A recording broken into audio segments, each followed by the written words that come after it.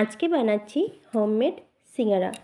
Homemade সিঙ্গারা বানানোর জন্য নিয়ে নিচ্ছি জিরে গুঁড়ো, হলুদ গুঁড়ো, ধনে গুঁড়ো, শুকনো লঙ্কার গুঁড়ো, নুন, তেল, বাদাম, আলু, ময়দা। কড়াইতে দিয়ে দিচ্ছি সরিষার তেল। তেল গরম হয়ে গেছে, এখন দিয়ে দিচ্ছি কেটে রাখা আলু,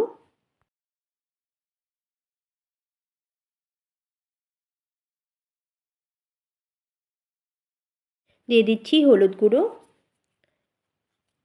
দিয়ে দিচ্ছি জিরে গুঁড়ো, ধনে গুঁড়ো, শুকনো লঙ্কার গুঁড়ো, স্বাদ মতো নুন।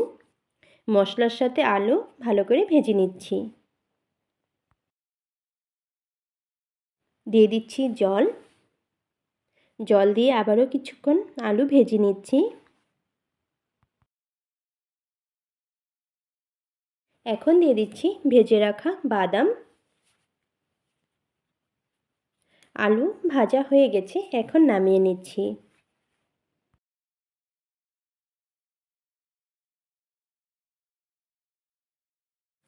ময়দাতে দিয়ে দিচ্ছি নুন, দিয়ে দিচ্ছি কালো জিরে,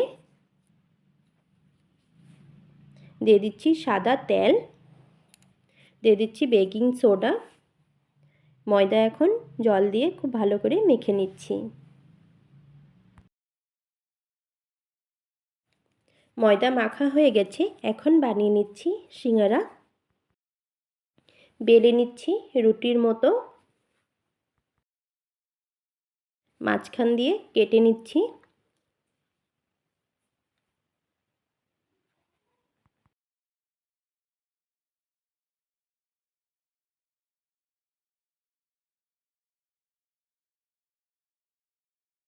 এখন বানিয়ে রাখা আলু দিয়ে দিচ্ছি।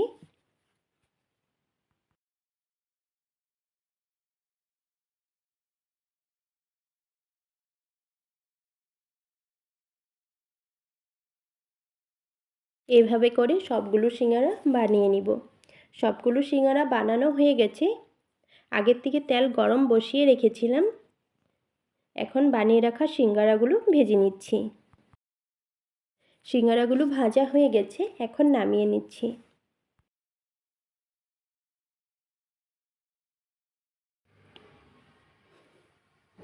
পাপ্পা সিঙ্গারাটা খেয়ে দেখো তো কেমন হয়েছে।